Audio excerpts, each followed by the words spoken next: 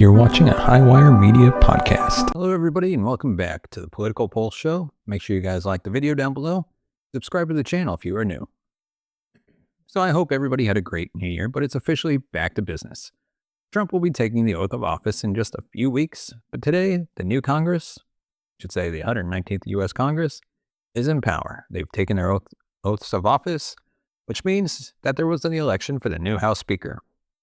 And Donald Trump backed Mike Johnson, despite a lot of people giving criticism his way over the way he handled things over the past month, and honestly the past few months during the Biden presidency. And that criticism has been largely, to a degree, legitimate.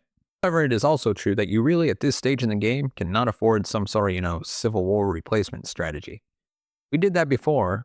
It went on for a while, and that's how we got somebody like Mike Johnson to be the speaker in the first place. I had Kevin McCarthy before him. He broke his promises. Then you had Mike Johnson come in. He didn't exactly make any specific promises that he broke, but still, he was a letdown on many fronts. And a lot of people expected him to be somebody that's going to be a little bit better because he did have a better voting record beforehand. But when it came down to leadership, his leadership ability wasn't really quite there. And you did see Republicans, even though Donald Trump won upwards of 230 House districts, Republicans only ended up with a 220 to 250 majority.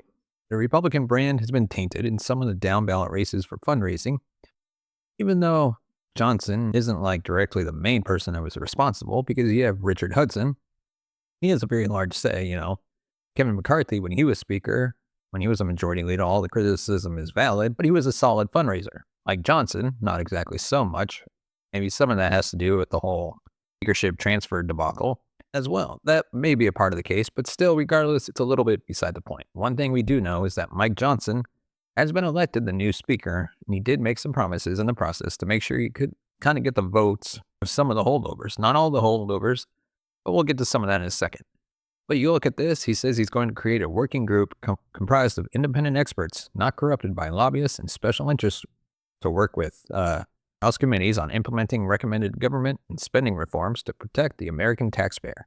Number two, he says that working groups with reviewing existing audits of federal agencies and entities created by Congress and issuing a report to his office for public release.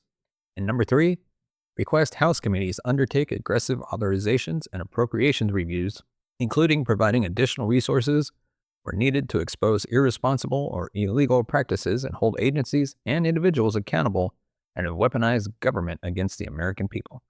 So if he does that, and he goes out there and he says that congressional Republicans must stay united to quickly deliver President Trump's America First agenda, he's going to go down in history as a very good speaker.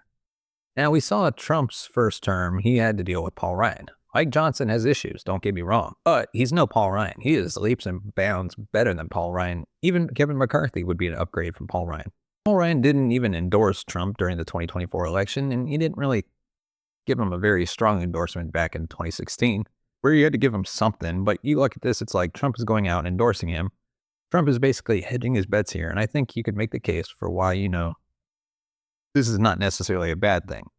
People wanted Trump to go out there and make sure that, we're going to get this accountability for Johnson being a little bit weak. Trump doesn't view it the way he views Mike Johnson, as somebody who is a pawn, and that's why he says a fine man of great ability. Ability can mean a lot of things. Donald Trump realizes that Mike Johnson is a little weak. He's a little bit of a pushover. We understand that. However, who wasn't in power and who did, he have to, make sure you wouldn't shut the government down. It was Joe Biden. It was the Democrats. Donald Trump will be taking power. Therefore, Donald Trump and Mike Johnson, they have a good working relationship. They go to UFC fights together. Whether you like or trust Johnson or not is irrelevant. Trump views him as somebody that will just do whatever he needs him to do in order to advance his agenda. Because, he's a little bit of a pushover, but if you're somebody that's pushing him over, is it really a bad thing? Could be a good thing now if he's completely owned by the swamp. I understand he has a narrow majority to work with, and he decides to go out and actively stab Trump. Instead, that would be a major problem. We understand that, and it's possible that Republicans will look into another speakership debacle midway through the term. It would be chaotic. They probably would end up losing the House in 2026 for sure. But also, if Johnson doesn't help him follow through on his agenda at all, whether he stays in or not, Republicans are going to lose in 2026. And I said this earlier as well. As you know, Mike Johnson owes Trump everything. We haven't really seen if he's going to lead like it or not, but Trump made sure that there was no fight for valid reason, because Trump wants a good relationship with Johnson.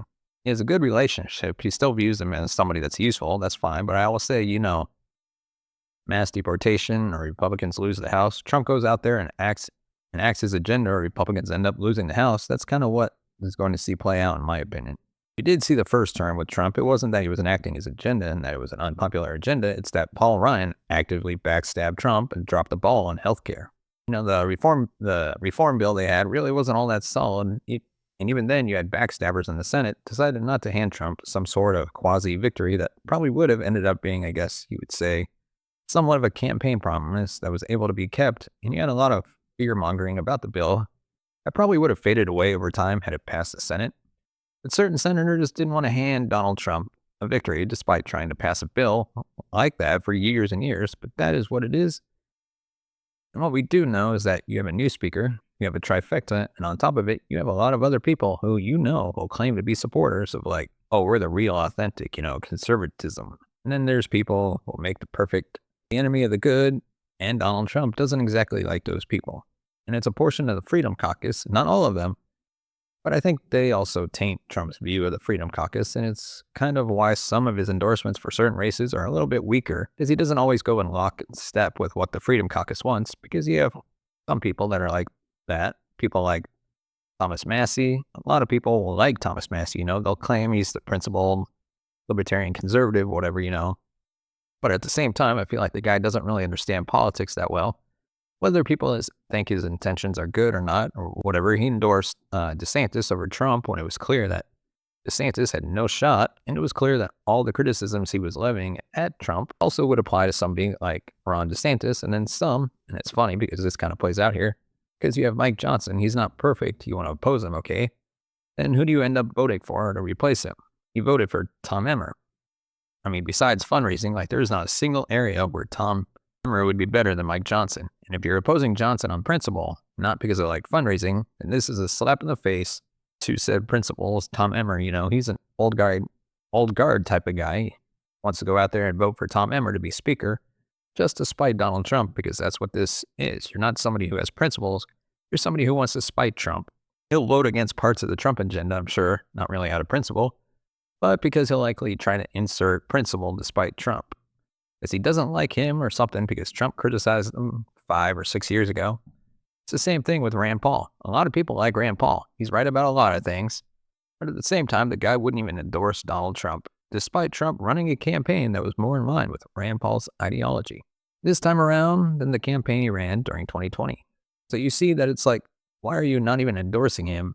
Even put RFK on his team. A lot of these other people that Rand Paul was praising on his team, they still didn't support Trump. Why exactly is that? I think it's dumb, honestly. I think it's dumb. You can't have people that will make the perfect enemy of the good, and then when you actually see them in action, this is what they do. They vote for Tom Emmer to be speaker. It's like Mike Johnson, say what you will. Tom Emmer is on a whole nother level. It doesn't exactly seem like you're really operating under some principle. It's not like you voted for yourself because you actually hold true to a certain ideology, but at that point, why not just go third party? Because it's a little bit more of an honest product. But in my opinion, that's not to say he's not right about a lot of things, but at the same time, a little weird, like Trump derangement syndrome type of thing. It gets in the way of you doing your job. You don't get to moan about when people start to float a primary challenge on top of that. We also have news that Donald Trump's sentencing will officially be coming up on January 10th in the New York case. The only case that's left 10 days before Inauguration Day. Do you really think that this is something that's just natural and not politically motivated? I don't know. I don't know what it means. They might give him probation. They might delay it again. But either way, they're definitely lining this up to delegitimize his presidency, because they know he's more popular than ever before. They know he has the biggest mandate, but they still won't let it go. You think they'd realize that at this point, after 9, almost 10 years, it'll be 10 years this year, Trump has entered the political arena.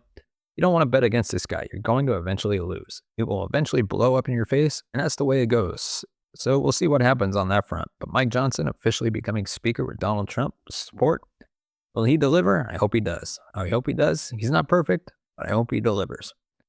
So anyway, guys, thanks for watching the video. Like this video down below. Comment down below. Subscribe to the channel. Hit the bell for notifications so you never miss another video. Follow me on social media. The links are all in the description down below. And I will see you guys in the next video.